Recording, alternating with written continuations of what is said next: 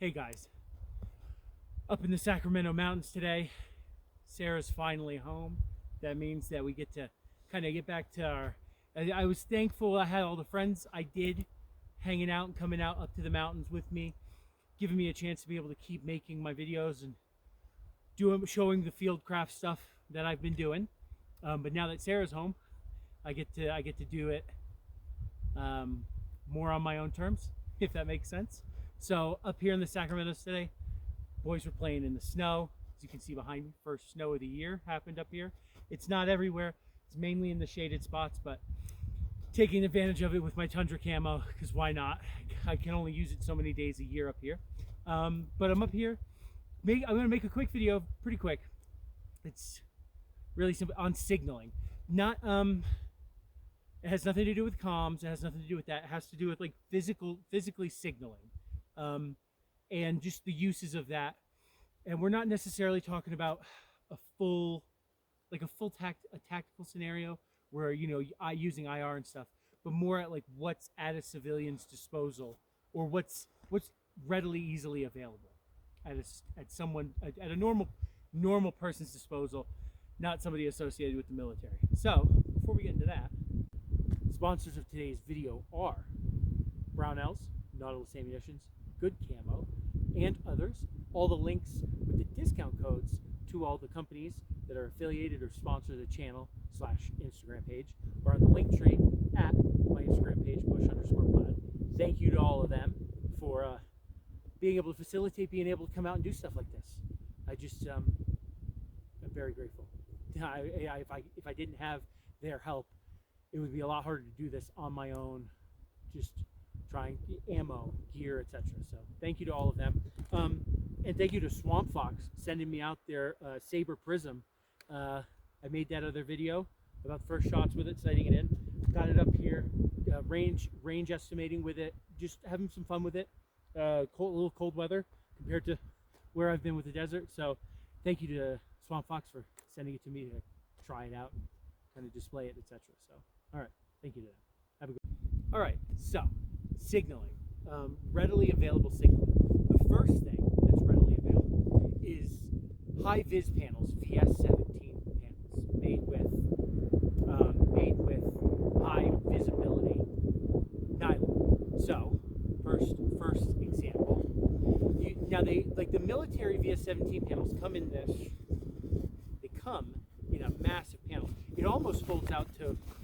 Now this is one of them. This is a great military issue. This one's been cut up, but it's this wide, and it's about that long, right before I cut it up. So it's a big thing. It's big and visible. I cut this one up to make smaller sizes to utilize it, because a full VS17 panel is pretty big and bulky. So you start with something that can I cut this off of this, so it's small, that can be easily put into a pocket. You've got both colors. You've got the pink and the orange. Now, utilizing colors in signaling. That's mainly what this video is about. Utilizing colors in signaling. In a military, in a field crafting / military application, utilizing multiple colors in signaling it's almost like a form of IFF, in the sense that if you're in communication with a group, or you keep it, what's the word? OPSEC. Yeah, it's OPSEC. So if you plan to move X to Y, and you have a group already at Y, and you want to make sure that it's secure and clear for you before you're starting to go to your objectives, to say, you know, when it's secure, we're going to be holding the orange panel. If it's not secure and we're still trying to like secure it, we're going to be holding the pink panel. Like, that's going to be what's on display. And that's a way that you can communicate signal without using comms, radios, telephones, etc. Things simple like that. So the main goal in rudimentary basic signaling is OPSEC. You don't want other people to know what way you're going to be signaling. You know, I have This is a marine, it's not a smoke grenade, it's a smoke signal. And you pop the top off.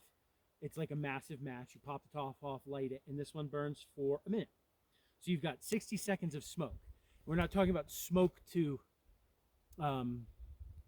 smoke to, you know, make it harder to see on the battlefield, however you want to put it. But this is signaling smoke.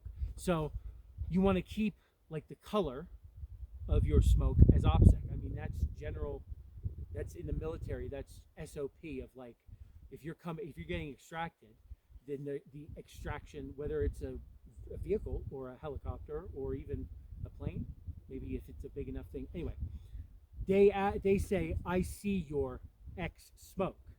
Because, you know, Roger popping smoke, you pop smoke, whatever color you have. Oh, I've got red smoke, I've got a yellow smoke grenade. Roger popping smoke, pop smoke, and then when they have visual of it, they say, I see your yellow smoke. That way, if the enemy does hear like a helo inbound, and the helo is still like 5 miles away from you, and the enemy hears a helo, and they pop a smoke grenade that they have white smoke, purple, whatever, and your extraction says, you know, Roger, see your purple smoke, and you're like negative, you know, that's not us, you know, not us, or no, you don't tell them your color, but negative, they'll peel off away from coming into land, coming into extract, whether vehicle or helicopter, because that's not you. So using something like a smoke signal, it's not a smoke grenade, smoke signal, and keeping the color within your organization so that nobody else knows. Right? You know what I mean? Same thing with a flare. You can utilize a flare. The good thing about flares, it does emit some smoke, but not like a smoke signal. But it's and we're not talking about nighttime, but at the daytime, if it's like, hey, we're gonna pop a flare when X is secured, they'll pop a flare, and if they know that you're coming in from the north, pop a flare, and they just can hold it. And you can see these. I mean, oh, what does it say on it? I mean, I've seen a flare from almost 3 miles away before on a lake. So it wasn't at sea. You know, it was across a lake. I don't even know how far that's at. I mean, I've seen it for 3 miles. So it would be, you know, at night you can obviously see it farther.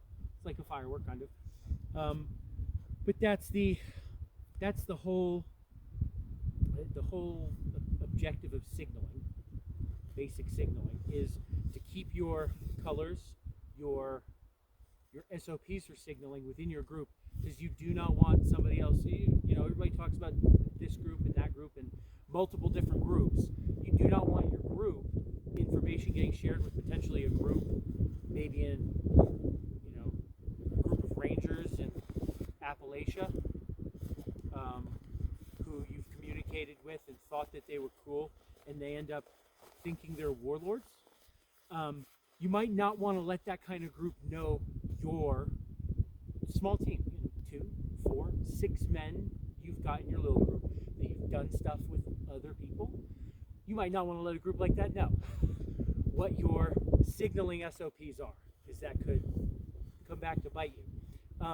And having the smoke signal is one thing. There's places you can put them on vests and stuff, but having something just as simple as a small cut up VS-17 panel that you can tuck in a cargo pocket. I have one in the front pouch of this RRV rig with like my notepad and my compass, etc. So they're easy to have. And two-man team. Hey, we both have orange and pink. Orange secure, pink not secure. And you're moving and you're bounding, or you generally don't do a close-in recce type thing with one person. You generally do it together. But say somebody's got comms with the rest of the group and you guys are conducting a small recce, small team reconnaissance. Sorry. My nose has been congested for the last week, and it's cold, and at 9,000 feet, my sinuses.